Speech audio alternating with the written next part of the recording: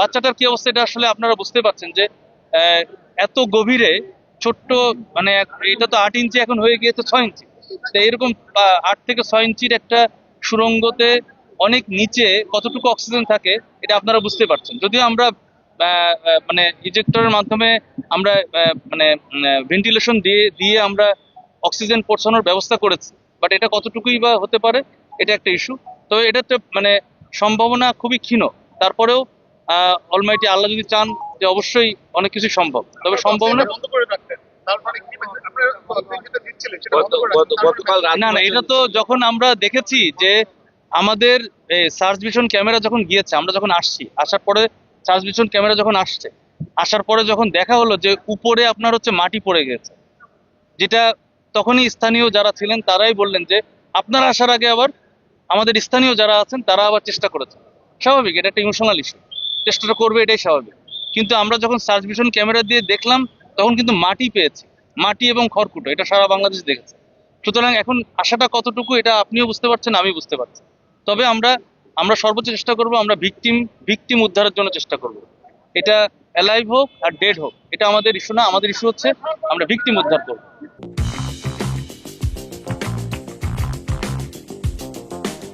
ওনারা যেটা বলছেন যে এই পাইপটা আনুমানিক 90 ফিট গভীর।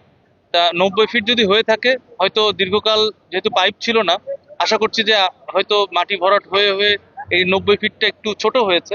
তবে এতটাও ছোট না যে 40 ফিটেও আমরা পাচ্ছি না, তার মানে ভিতরে আরো যেতে হবে। যেটা বুঝতে পারছি যে আমরা টার্গেট করেছি 10 ফিট 10 ফিট করে যাব, এবং যাওয়ার জন্য যেই অ্যাসোসিয়েট যেই কাজগুলো যেই আমাদের এক্সকাভেটর 3টা আছে, 3টা যাতে স্থানে মানে অবস্থান নিয়ে কাজ করতে পারে সেই পদ্ধতিটাই করলাম আমরা, এবং আমরা সম্পূর্ণ আমাদের সবার সেফটি ঠিক রেখে কাজটা করছি।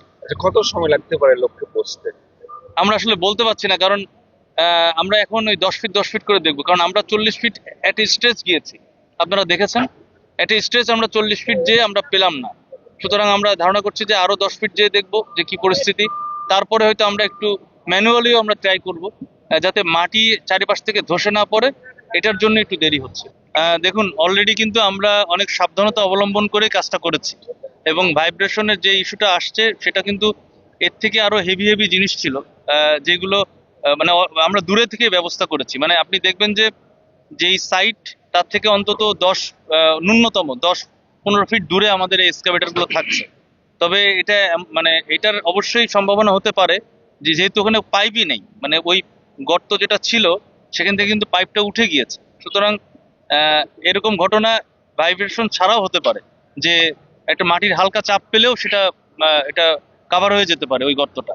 আর আমরা তো বললামই যে আমরা এসেই দেখেছি যে যেই ভিকটিমের উপরেই অন্তত প্রচুর পরিমাণে মাটি পড়েছে, যে মাটিতে এটা আসলে চাপ পড়ে গেছে। এখন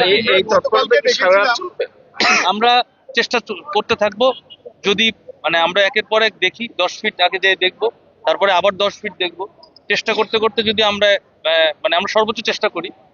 তারপরেও যদি ফার্দার পরবর্তী অপারেশন নির্ভর করবে, আমরা স্থানীয় প্রশাসন এবং গণ্যমান্য ব্যক্তি আপনাদের সাথে সবার সাথে বসে আমরা আমাদের বড় বড় রিস্কিউদের সাথে একসাথে আলোচনা করে ফার্দার অপারেশন তখন প্ল্যান করব। তবে আমরা এখনই হাল ছাড়ছি না, আমরা চেষ্টা করব ভিকটিম উদ্ধার করার জন্য সর্বোচ্চ।